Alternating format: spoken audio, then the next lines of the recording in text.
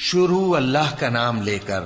جو بڑا مہربان نہایت رحم والا ہے۔ جب سورج لپیٹ لیا جائے گا اور جب تارے بے نور ہو جائیں گے اور جب پہاڑ چلائے جائیں گے اور جب بیاہنے والی اونٹنیاں یوں ہی چھوڑ دی جائیں گی اور جب وحشی جانور جمع کیے جائیں گے اور جب سمندر آگ ہو جائیں گے اور جب روحیں جسموں سے ملا دی جائیں گی اور جب اس بچی سے جو زندہ دفنا دی گئی ہو پوچھا جائے گا کہ وہ کس گناہ کے سبب قتل کر دی گئی، اور جب اعمال کے دفتر کھولے جائیں گے اور جب آسمان کی کھال کھینچ لی جائے گی اور جب دوزخ کی آگ بھڑکائی جائے گی اور جب بہشت قریب لائی جائے گی،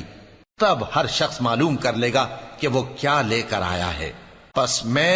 ان ستاروں کی قسم کھاتا ہوں جو پیچھے ہٹ جاتی ہیں اور جو سیر کرتے اور غائب ہو جاتی ہیں، اور رات کی قسم جب وہ پھیلنے لگتی ہے، اور صبح کی قسم جب وہ نمودار ہوتی ہے، کہ بے شک یہ قرآن اس فرشتہ عالی مقام کا سنایا ہوا پیغام ہے جو صاحب قوت ہے، مالک عرش کے ہاں اونچے درجے والا ہے، سردار ہے، ساتھ ہی امانت دار ہے۔ اور مکے والو تمہارے رفیق یعنی ہمارے پیغمبر صلی اللہ علیہ وآلہ وسلم دیوانے نہیں ہیں،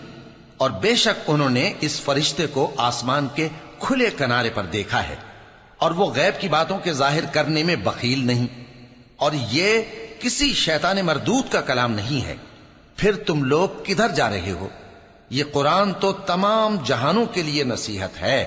یعنی اس کے لیے جو تم میں سے سیدھی راہ چلنا چاہے، اور تم لوگ کچھ بھی نہیں چاہ سکتے مگر وہی جو اللہ رب العالمین چاہے۔